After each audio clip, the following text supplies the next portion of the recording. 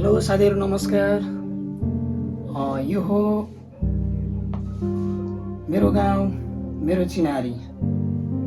यो हो बेनीगाडोराङ गाउँपालिका वडा नम्बर 4 अन्तर्गत रहेको गोमती गाउँ।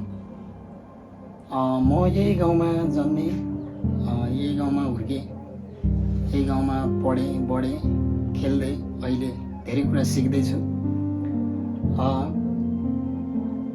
अहिले हामी देखिरहन सक्छौँ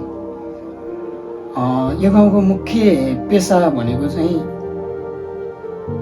कृषि नै रहेको छ। कृषिमा नि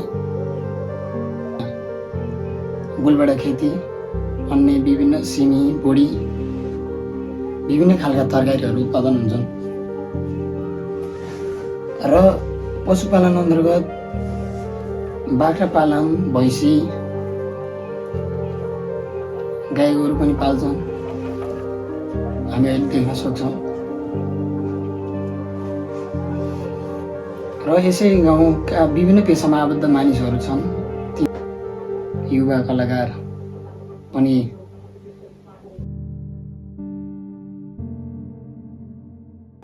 राजनीति, कोही शिक्षक, कोही नेपाली सेनातिर, कोही ड्राइभर छन्, हामी देखिरहन सक्छौँ। विभिन्न पेसामा आबद्ध छन्। यसै गाउँको मानिसहरू आफ्नै कामको सिलसिलामा कोही विदेश, जापान, कोरिया,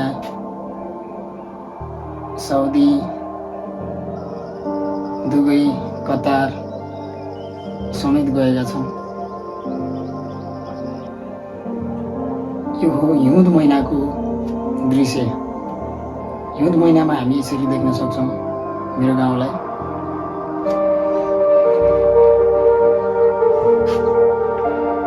यो गाउँको छुट्टै एउटा विशेषता रहेको छ।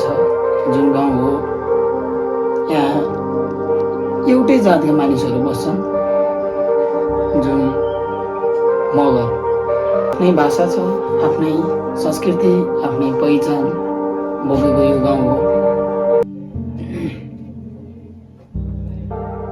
यहाँ बस्ने मानिसहरू एउटै मात्र धर्म मान्दछन्, जुन धर्म हो हिन्दू।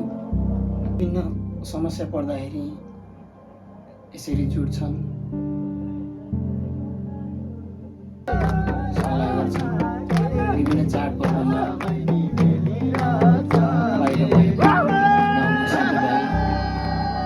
दाजुभाइहरू जम्मा हुन्छन्, भेट गर्छन् र रमाइलो गर्छन्।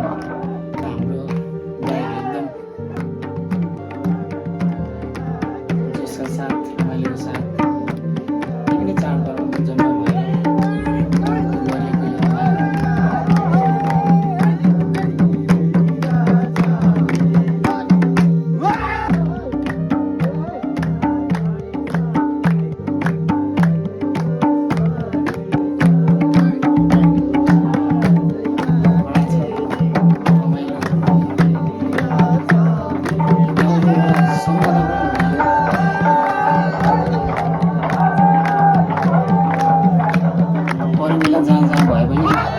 चाडपर्वको बेला भेट हुन्छन्।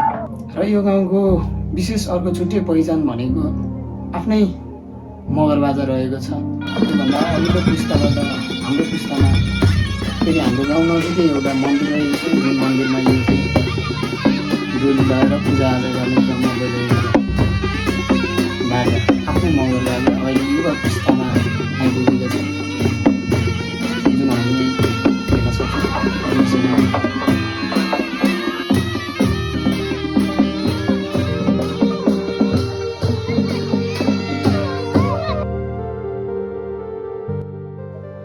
धन्यवाद तपाईँ सम्पूर्णमा। आगामी दिनहरूमा पनि यस्तै भिडियोहरू लिएर म आउने नै छु। के कस्तो लाग्छ, जस्तो भिडियो छ त्यस्तै सल्लाह सुझावको अपेक्षा राख्दै बिदा हुन्छु।